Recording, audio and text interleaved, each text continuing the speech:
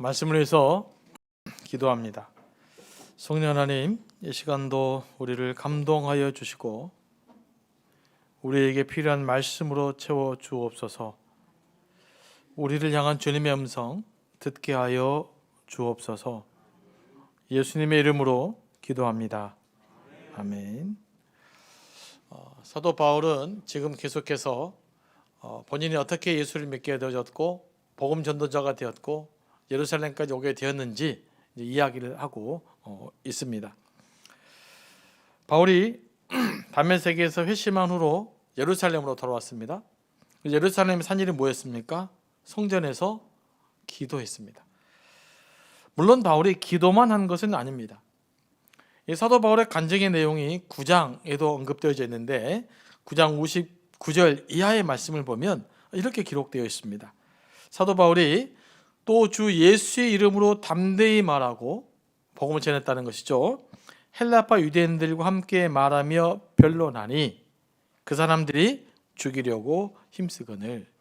사도 바울은 처음 예수 믿고 이제 회심하고 나서 예루살렘에 돌아왔을 때부터 복음을 전하고 기도하는 일을 했던 것입니다. 사도 바울은 복음을 전하면서 열심히 기도했습니다. 기도와 복음 사역은 분리되어 있지 않습니다. 기도는 모든 사역의 출발점입니다. 하나님의 은혜를 경험하고 하나님의 인도를 받아본 사람들은 기도합니다. 바울이 성전에서 기도한 것은 경건한 유대인들의 습관에 따라서 기도한 거예요. 당시 초대교인들은 그 경건한 유대인들의 관습에 따라 시간에 맞춰서 기도를 했습니다. 예수님의 제자들도 그랬고 오늘 바울도 그렇게 성전에 기도하러 간 겁니다. 하여간 모든 일은 기도로부터 시작해야 된다라는 것을 반드시 기억해야 됩니다. 기도 없는 사역은 올바른 열매를 맺을 수가 없습니다. 무슨 일을 하든지 내 생각대로 하는 것이 아니라 기도 중에 음성을 듣고 응답을 받아야 돼요. 말씀의 감동을 받아야 됩니다. 그러기 위해서는 평상시에 무슨 습관이 배어 있어야 될까요? 네, 기도하는 습관이 배어 있어야 됩니다. 기도하는 습관. 좋은 습관은 무엇으로 됩니까? 제가 자주 말씀드리는데 좋은 습관은 무엇으로 된다고요? 네, 훈련으로 된다. 뭐라고요? 훈련이라는 단어를 기억하시기 바랍니다. 훈련은 내가 노력해야 되는 거죠. 힘이 드는 거예요. 그래서 기도하는 것도 노력해야 돼요. 힘이 들어요. 시간을 정해서 말씀을 읽고 시간을 정해서 기도하고 그 가운데 그 기도하는 감동에 따라 하루하루 살아가는 것, 이것은 훈련이 필요합니다. 그냥 어느 날 갑자기 이루어지지 않아요. 여러분, 그래서 특별히 이 기도의 훈련, 말씀의 훈련을 하시기 바랍니다. 그래서 그 말씀을 인도에 따라 살아가다 보면 놀라운 일들을 여러분들이 경험하게 돼요. 바울은 기도 중에 무엇을 경험합니까? 오늘 말씀 보니까 황홀한 중에라고 표현되어 있습니다. 이 황홀경을 경험한 거예요. 황홀은 헬라어로 엑스타시스라고 합니다. 여기서 많이 들어본 것 같죠? 좀 부정적으로. 네. 흔히들 감정적으로 들떠있고 흥분한 상태를 이제 황홀경이라고 하죠. 황홀한 감정 뭐 이런 거. 물론 바울이 경험한 황홀경은 이런 것과는 다릅니다. 영적인 감동에 충만해져서 초월적인 환상을 통해서 주님의 음성을 듣는 경험이에요. 그런데 이 주님의 음성을 듣는 과정 속에서 어떤 감정적인 충만한 함께 임했으리라고 생각이 됩니다. 뭔가 확신이 주어졌겠죠.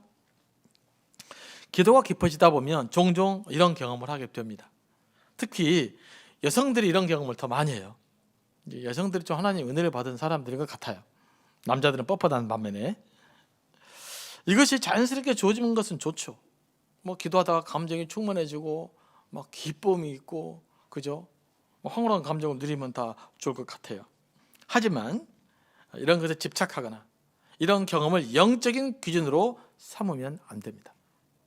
우리가 신앙생활을 할 때 뭔가 이 감정적으로 충만한 상태를 경험해야만 영적인 것이라고 생각하는 것은 잘못된 것입니다. 그런데 제가 이제 많은 우리 권사님들이나 또 집사님들 만나보면 난 영적으로 메말라요. 그 말 속에는 이런 충만함을 느끼고 싶어요 라는 말로 대신해서 해석해도 될 만큼 이런 것에 대한 너무 간절함이 많은 분들이 계시는데, 여러분 꼭 그러지 않아도 됩니다. 물론 있으면 좋죠. 기도할 때 막 감동이 넘치면 너무나 좋지만, 이런 감동들은요, 이런 감정적인 충만함은 하나님이 순간순간 베풀어 주시는 하나의 선물이지 신앙의 기준은 아니에요. 이걸 신앙의 기준으로 삼으시면 안 됩니다. 우리는 기도 가운데 이런 말 들어봤을 거예요. 입신을 한다든지, 방언을 하다가 깊이 뭔가 더 뜨거운 체험을 한다든지, 이런 것들이 나쁜 건 아니죠. 하지만 이런 것들 자꾸 기준으로 삼다 보면 신앙의 본질이 흐트러질 수가 있어요. 우리의 기준은 오직 하나님의 말씀이고 오직 예수 그리스도이십니다. 그러니까 내가 삶의 기준을 세우려면 내가 얼마나 예수 그리스도와 가까운가, 내가 얼마나 말씀에 순종하는가, 그거 살펴보시면 돼요.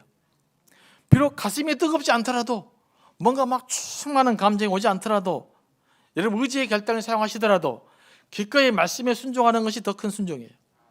더 영적인 삶인 것입니다. 여러분들이 이 삶을 향해서 분명하게 나아갈 수 있게 되기를 원합니다. 이런 것들 때문에 흔들린 경우가 참 많이 있기 때문에 이야기를 하는 겁니다. 영적으로 성숙하는 사람은요, 이 말씀에 반응하는 사람이에요. 영적으로 성숙한 사람들은 말씀에 순종하는 사람이에요. 어떤 감정에 충만한 사람이 아닙니다. 그래서 기도 중에 막 은혜가 있고 막 감동이 되고 그러면 충분히 누리십시오. 그것이 거절할 필요가 없어요. 주시면 주신 대로 그냥 감동하면 더 좋죠. 기도할 때마다 저도 감동했으면 좋겠어요. 막 뜨거워지고. 하지만 그것도 안 돼서 꼭 그런 건 아니더라고요. 있으면 좋지만 없는 것 때문에 괴로워할 필요도 없고, 여러분 영적인 문제를 체크할 필요도 없고, 내가 어떻게 하나님 말씀의 기준에 서 있는가, 이걸 자꾸 물으셔 나가시면 하나님께 은혜가 여러분보다 충만하게 임할 줄로 믿습니다. 이제 사도 바울이 기도 중에 무슨 음성을 듣습니까? 예루살렘을 떠나라는 음성을 들어요. 왜 그럴까요? 유대인들이 복음을 들을 준비가 되었지 않기 때문에 그래요. 사도행전 9장에 언급된 대로 바울이 예수님을 만나고 예루살렘에서 복음을 전했잖아요. 막 토론하고 그랬잖아요. 그때 무슨 일이 벌어졌어요? 유대인들이 사도 바울을 죽이려고 했어요. 예루살렘에서는 복음을 전할 수 있는 형편이 안 된 거예요. 그런데 시간이 오랜 지난 지금에도 역시 사도 바울이 복음을 전할 때 유대인들의 반응은 전혀 달라지지 않았습니다. 여러분, 이 복음에 대한 열정이 아무리 뛰어나더라도요, 그것만 가지고는 안 돼요. 여러분이 어떤 영적인 것이 막 아무리 감정이 철철철 넘치고 막 대단한 어떤 역사가 일어나도 그것만 가지고는 하나님의 일이 일어나지 않아요. 그것이 플러스 뭐가 있어야 되는 거예요. 뭐가 있어야 될까요? 하나님의 때가 준비돼야 되는 거예요. 때가 무르익지 않으면 안 되는 거예요. 또 환경이 준비돼야 돼. 하나님께서 환경을 막으실 수가 있어요. 그러면 길이 아닌 거예요. 그럴 때 어떻게 해야 될까요? 뭐가 때가 안 됐다 느낌이잖아요. 뭔가 환경이 참 길이 막힌다. 어떻게 해야 돼요? 그럴 때는 기다려야 돼요. 뭐 해야 된다고요? 기다려야 하는 거예요. 기다리는 것도 능력이에요. 기다리는 것도 성숙이에요. 우리에게는 이런 기다림의 능력이 필요해요. 우리나라 사람들은 조급해갖고 이 기다리는 능력을 잘 못해요. 막 성질이 급하고 그러다 보니까. 그래서 이 조급증 때문에 어려운 겪는 경우가 많이 있어요. 실수하고. 길이 안 열리고 때가 안 될 때는 뭐 하라고요? 잘 기다리시기 바랍니다. 기다리는 것도 능력입니다. 또 길이 막힐 때는요, 환경이 준비되는 것으로 인도를 받아야 돼요. 기도하다 보면 나는 분명히 하는 뜻인 것 같은데 길이 안 열릴 때가 있어요. 자꾸 길이 막혀요. 그러면 다른 길일 가능성이 많아요. 하나님 우리의 환경도 사용하십니다.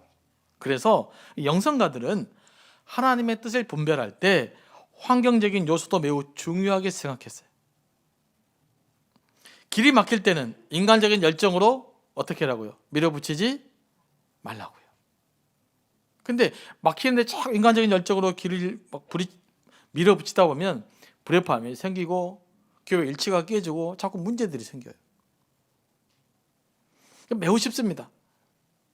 여러분 주변에 열정이 넘치는 사람들 한번 살펴보시면 알아요. 아주 쉽습니다. 분별이 굉장히 쉬워요. 교회의 리더들이나 저를 포함해서 사역자들이 많이 실수하는 것이 뭐냐면 자기 열정을 하나님의 뜻이라고 생각하고 밀어붙이는 거예요.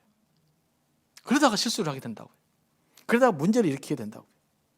여러분도 그럴 거예요.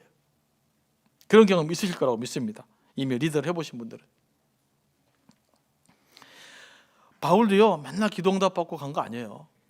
바울도 아시아에서 복음을 더 전하기 원했잖아요. 바울은 아시아에서 복음을 계속해서 머물면서 전하기를 원했습니다. 그런데 사도행전 보니까 성령께서 그 길을 막으셨어요. 그래서 무시아에서 비두니아 지역, 아시아에서 복음을 전하려고 했는데 계속 길이 막혀서 사도 바울이 다른 길로 옮기게 됩니다. 드로아에서 마게도냐 환상을 보면서 사도 바울이 어떻게 됩니까? 복음의 방향을 아시아에서 유럽으로 넘어갑니다. 그래서 오늘날 이 복음의 역사가 이렇게 일어나게 된 거예요. 만약에 바울이 자기 고집대로 나는 끝까지 아시아에 있으랍니다. 그럼 어떻게 됐겠어요? 자기 열정대로, 자기 생각대로 아시아에 머물렀으면 지금 이런 역사가 일어나지 않아요. 어차피 하나님은 사도 바울이 아니라 다른 사람을 썼을 수도 있어요. 그런데 사도 바울은 자기의 계획은 아시아에서 머물러서 복음을 전한 것이었으나 그 길이 막히고 성령 음성에 반응해서 보니까 더 위대한 하나님의 역사가 이루어져 준비되어 있었던 거예요. 사도 바울은 그 길을 통해서 하나님 놀라운 복음의 사역을 감당해낼 수 있었던 것입니다. 이런 그 바울의 인생만으로도 충분히 우리는 알 수가 있어요. 하나님은 때로는 환경도 사용하셔요. 때로는 기다릴 줄 알아야 되고요. 또 다른 길로 인도하시면 그 길로 순종할 수도 있어야 되는 겁니다. 그래서 너무 과하게 열정이 뛰어나면 없는 것만 못하는 경우가 생기는 거예요. 하나님의 계획은요 사도 바울의 계획보다 훨씬 더 위대하셔요. 믿으십니까? 그러니까 내 길이 틀어져도 자꾸 하나님의 음성을 들으려고 하고 하나님 인도하시면 받으려고 하고 하나님 인도하시는 대로 자꾸 가려는 노력을 하셔야 돼요. 그게 더 놀라운 축복의 삶이기 때문에 그런 것입니다. 하나님이 그 바울을 통해서 일하고자 하시는 것은 이방인을 위한 사역이었어요. 하나님은 복음을 향한 바울의 열정을 이방인을 위해 사용하기를 원하셨던 것입니다. 그래서 하나님께서 바울을 이방인에게로 보낼 거라고 말씀하신 거예요. 이제 이 이야기를 유대인들에게 쭉 했습니다. 하나님이 나를 이방인의 사역자로 불렀다라고 하니까 이 유대인들이 가만히 있지 않습니다. 갑자기 막 다시 소리를 지르면 난리가 났어요. 바울 저거 없애버려야 된다. 왜 이렇게 흥분했을까요? 처음에 제가 성경 읽을 때는 별로 흥분할 말도 안 했는데 저 사람 왜 그럴까? 왜 그래요? 유대인들은 사도 바울의 복음 자체를 전하는 걸 원치 않았어요.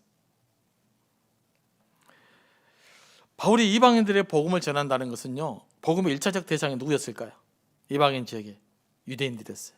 그래서 바울이 이방인 지역에 돌아가면서마다 회당에 들어가서 유대인들이 예배드리는 회당에 들어가서 복음을 전합니다. 그리고 논쟁을 하게 돼요.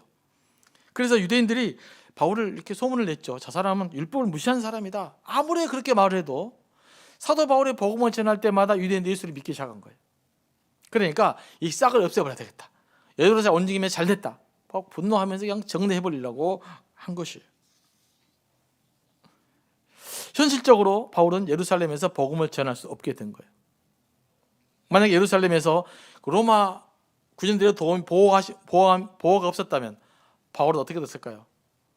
지금 살아남지 못해요. 그러니까 바울은 아무리 복음을 전하냐고 해도 로마 군인들의 도움을 벗어난 순간 그 운명은 죽게 되어 있는 거예요. 그러니까 내 고집 부리면 안 돼요. 그래서 하나님은 그 길을 다른 방향으로 틀어 가신 거였죠. 바울을 이방인의 사도로 쓰시고자 하는 하나님의 계획은 이런 식으로 이루어져 갔습니다. 바울은 예루살렘에 좀 더 머물면서 복음 사역을 하고자 했어요. 하지만 그 바울의 뜻은 전혀 이루어지지 못했습니다. 그래서 하나님이 그렇게 이야기하잖아요. 야, 너 지금 예루살렘에서 떠나야 된다. 그러니까 바울이 뭐라고 말해요? 내 했던 게 아니라 바울도 한번 자기 이야기를 해요. 주님 생각해 보십시오. 이 그 뜻이거든요. 19, 20절이 제가 주님을 박해하는 사람들을 막 잡으러 다녔잖아요. 이들이 다 알잖아요. 내가 스데반 죽일 때 앞장섰잖아요. 이 사람들이 다 합니다. 내가 예수 믿는 사람 죽이러 다녔잖아요. 이 사람들 다 합니다. 그런 내가 변화됐으니 이 사람들 내 말 듣지 않겠어요? 이게 사도 바울의 생각이에요. 그래서 사도 바울 하나님 무슨 뜻입니다? 뭐라고 말합니까? 아니야, 너 지금 여기서 복 못 전해. 너는 이방인으로 가야 돼. 이야기를 하고 하셨다는 말씀이에요. 그러니까 이 말을 들으면서 유대인들은 흥분하게 되고, 현실적으로 봐도 사도 바울은 실질적으로 복음을 전할 수 있는 상황에 전혀 놓이지 않게 된 겁니다. 저는 이 말씀을 묵상하면서요, 이 사람의 생각과 하나님의 방법은 다르다라는 것을 다시 한번 여실히 깨닫게 됩니다. 내가 볼 때는 합리적이에요. 옳은 것 같아요. 이렇게 하면 될 것 같아요. 그런데 하나님이 보시기에는 더 넓게, 더 깊이 있게, 더 본질적으로 그 상황을 하나님은 꿰뚫어 보고 계시는 거예요. 그래서 하나님이 아니다 이야기합니다. 현실적으로도 아니었고 하나님 뜻도 아니었던 것이죠. 그러니까 우리 인생 하나님 이렇게 개입하실 때가 있어요. 그래서 내가 100% 확신을 가질지라도 말씀이 부딪히면 그 확신을 내려놓아야 돼요. 그게 성숙함이에요. 그게 믿음의 길이라고요. 근데 우리는 자칫하면 고집부려요. 내 고집을 관철시키는 것을 하나님 뜻이라고 착각을 해요. 기어이 그렇게 하려다가 문제가 더 많이 생겨버리는 경우가 많이 있습니다. 그래서 우리가 하나님의 음성을 제대로 인도를 받기 위해서 날마다 말씀을 묵상해야 돼요. 날마다 큐티하시고 날마다 기도하시고, 기도하는 가운데 어떤 감동에 따라서 선택하는 훈련들을 지속적으로 해나가야 될 줄로 믿습니다. 그래야 나보다 더 나은 완벽한 하나님의 계획이 여러분 삶 가운데서 이루어질 것입니다. 하나님은 나보다 앞서 가시는 분이기 때문에요, 하나님께서 주신 감동대로 사는 것이 좋습니다. 자꾸 그 경험을 하셔야 돼요. 천부장은 무슨 일인지 알아보기 위해서 하도 이제 유대인들이 사도 바울을 죽이려고 하니까 바울을 채찍질하면서 신문하라고 명령을 했습니다. 이제 백부장이 바울을 채찍질하려고 바울을 가죽줄로 묶었어요. 그때 바울이 말합니다. 어찌 너희는 로마 시민권자를 죄에 대한 판결도 하지 않고 채찍질할 수 있느냐, 이렇게 이야기합니다. 이 말을 들은 백부장 깜짝 놀라게 됩니다. 그래서 얼른 천부장에 가서 고해요. 저 바울이 로마 시민입니다. 로마 시민은요, 반드시 정식 재판을 거쳐서 형벌을 받게 되어 있어요. 그러니까 정식 재판을 하지 않으면 그 재판을 진행하는 사람이 법을 어기게 되는 겁니다. 절차적 하자가 생겨버리는 거예요. 그러면 그 대가를 본인이 책임을 져야 돼요. 얼마나 놀라운 일이겠어요. 만약에 이제 바울을 정죄도 아니고 채찍을 했다, 이러면 이제 큰일 나는 거예요. 다행히 이제 직전에 알게 됐지만 어쨌든 결국 천부장은 자기도 모르게 로마의 법을 어기게 된 것이죠. 그래서 직접 찾아가 물어요. 야, 네가 진짜 로마 시민이냐? 네, 이렇게 로마 시민이라고 말합니다. 그래서 너는 어떻게 로마 시민이 되었냐고 말해요.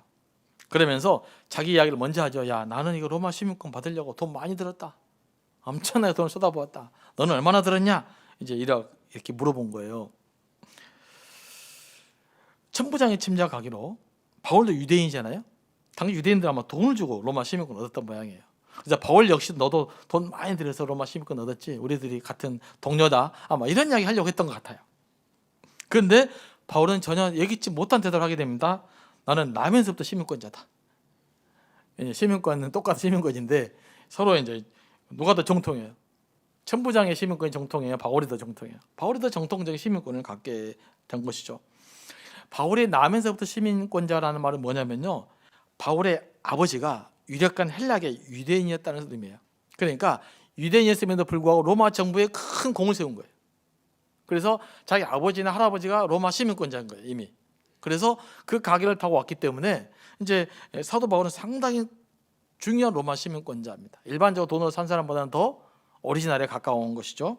그러니까 정통성이 부정한 로마 시민권자가 더 정통한 사람을 법을 어겨버렸으니 얼마나 두렵겠어요. 그래서 오늘 말씀 보니까 천부장이 두려워했다라는 표현이 나오는 거예요.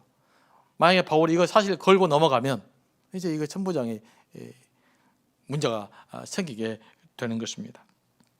그래서 천부장은 늦게라도 절차를 지키기 위해서 사도 바울을 풀어주고 사도 바울이 원하는 대로 다시 공회 앞에서 사도 바울을 세워서서 말을 끝까지 이어가게 만듭니다. 여기까지 오늘 본문의 내용이에요. 바울은 이 위기 상황에서 로마 시민권을 아주 유용하게 사용합니다. 이것도 지혜예요. 그러니까 내가 있는 권리와 권한을 지혜롭게 사용할 줄도 알아야 됩니다. 우리가 세상에서 사용할 수 있는 권리와 권한을 다 터부시할 필요는 없어요.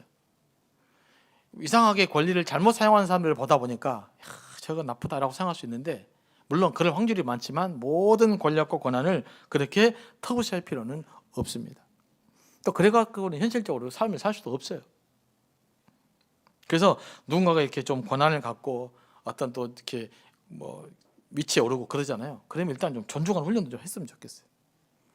알고 봤더니 저거 돈 써서 그랬다, 그런 말 하지 마시고 그냥 발목 잡는 거예요. 그런 거 잘 사용할 수 있도록 기도해 주면 더 좋죠. 바울처럼 지혜롭게 사용할 줄도 알아야 돼요.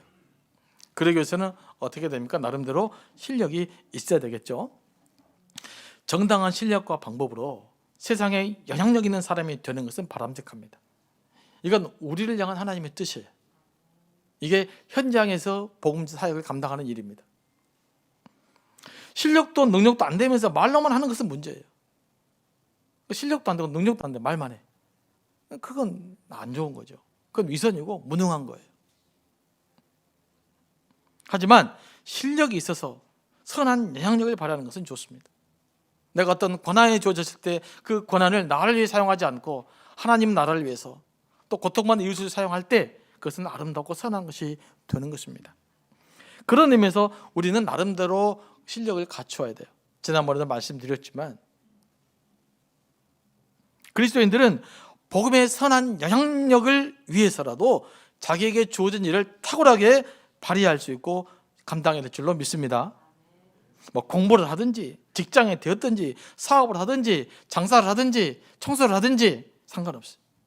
그 영역에서 최선을 다해서 탁월한 영향력을 발휘할 수 있게 되기를 원합니다. 그 삶 여러분들 살아내야 돼요. 그 여러분, 하나님께서 여러분에게 맡겨준 생활 속의 선교적 사명이에요. 저는 그래서 우리 부교육자들에게도 뭐든지 잘하라고 말해요. 그것 때문에 부교육자 스트레스 받기도 하는데, 설교도 잘해라. 방향만 같으면 잘해야 돼요. 못하면 저한테 혼납니다. 잘해서는 문제가 없고. 찬양도 잘해야 돼요. 목사님보다 잘하면 어쩔까요? 괜찮아요. 잘했어야 돼요. 잘해야 은혜를 받죠. 잘해야 선한 영향을 발휘해야 될 거 아니겠습니까? 본인이 탁월하게 하시기 바랍니다. 그래서 저는 우리 현수막 하나도 제가 마음에 안 들면 몇 번씩 바꿔요. 더 이쁘게, 가능하면 더 이쁘게, 더 아름답게. 크리스마스 추리도 처음에 이렇게 됐지만 초반에 고생 많이 했어요. 마음에 안 들어가고 싹 바꾸라고. 왜냐하면 여기 하나 정성을 만들어내고 여기에 정성을 다해서 이 하나 아름답게 만들어내는 것, 이거 최선을 다하는 것, 여기 하나 탁월하게 만들어내는 것, 그것이 우리가 이 땅에 살아가면서 살아야 될 삶의 방식이기 때문에 그래요. 그래서 성탄 잔치도 우리 교회가 제일로 잘해야 돼.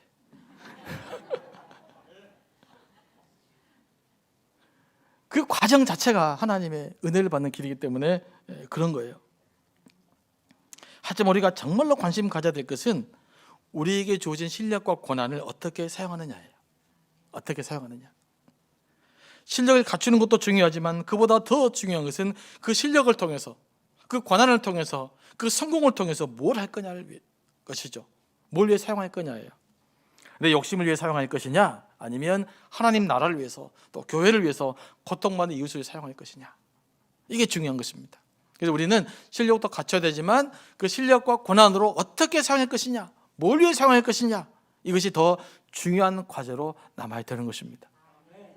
이 질문을 해야 돼요. 그런데 우리는 실력을 갖추고 성공하는 데까지는 열심히 왔는데, 그러면 실력과 성공을 통해서 뭘 할 거냐, 그걸 어떻게 사용할 것이냐는 질문을 우리 삶 가운데 빠뜨려 먹어버린 거예요.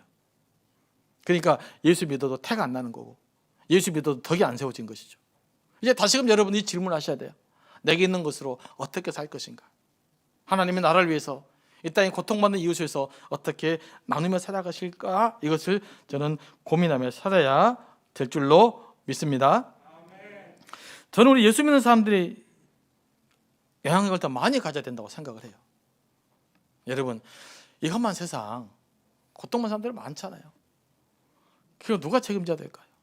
정치인들이 책임져야 되겠습니까? 그 우리가 책임져야 되지 않을까요?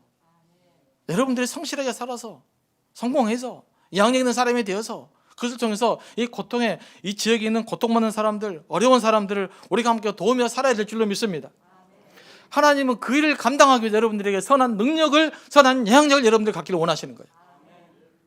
직장에서도 무엇이든지 최선을 다해서 탁월한 사람이 되시기를 바랍니다.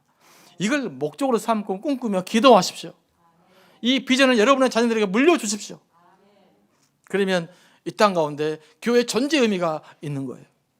그래야 세상에 그리스도의 덕을 세워갈 수 있는 것 아니겠습니까? 그런데 사람들이 성공을 하거나 실력을 갖추게 됐잖아요. 이때부터 문제가 되기 시작해요. 무슨 문제일까요? 은근히 교만해집니다. 평상시는 똑같은데 본인이 딱 이렇게 성공하고 나잖아요. 그럼 이제 그 사람들을 무시하기 시작해요. 얘가 열심히 안 살았네, 똑바로 안 살았네, 개거든다, 뭐 그런다든지. 또 가난한 사람들 보면 꼭 그렇게 산다 이런 말을 한다든지. 그렇게 해서 이런 경우는 무시하는 경우가 굉장히 많아요. 그러니까 왜곡이 되는 거예요. 그러니까 여러분들이 성공할수록, 돈을 더 많이 벌수록 이 싸움을 하셔야 됩니다. 절대 사람 무시하지 마시기 바랍니다. 가난한 사람은 가난한 데 사정이 있는 거예요. 여러분 사정 다 모르잖아요. 판단하면 안 돼요. 무능할 수도 있어요. 그럼 여러분들은 왜 성공해야 되는가? 그 무능한 사람, 사회에서 뒤처진 사람과 더불어 살아가기 위해서 여러분들이 영향력 있는 사람이 되는 거예요. 그들과 달리 나는 더 특별한 존재로 인정받기 위해서 걸어가는 것이 아니라 여러분들이 잘 살아내서 이 땅에 뒤처진 사람, 가난한 사람, 고통받는 사람들이 더 위로받는 삶을 살아갈 수 있게 하기 위해서 하나님 여러분을 사용하신다라고 하는 거예요. 이 관점을 잊어버리면 성공 안 하는 것이 좋아요. 그냥 가난하게 사십시오. 어렵게 사십시오. 하지만 여러분들이 더 열심히 실력을 갖춰야 될 것은 여러분의 헌신과 그런 모습을 통해서 이 땅에 하나님의 나라를 세워가기 위함이다. 하나님 나라의 복음을 위해서, 교회를 세워가기 위해서, 이 땅에 수많은 고통받는 이웃들과 함께하기 위해서 여러분들은 더 영향력 있는, 더 능력 있는 삶을 살아낼 수 있게 되기를 원합니다. 이것이 바로 이 시대를 향한 하나님의 선교의 방식 중에 하나라는 것을 반드시 기억하며 살아갈 수 있게 되기를 원합니다. 하나님 우리에게 재능을 주시고 노력해서 성취하게 하신 것은 주의 영광을 위해 사용하기 위함입니다. 이 사실을 한순간도 잊지 말고 여러분들 더 여러분의 주어지는 것에 실력을 갖추고 영향력을 갖추는 사람들이 되기를 원합니다.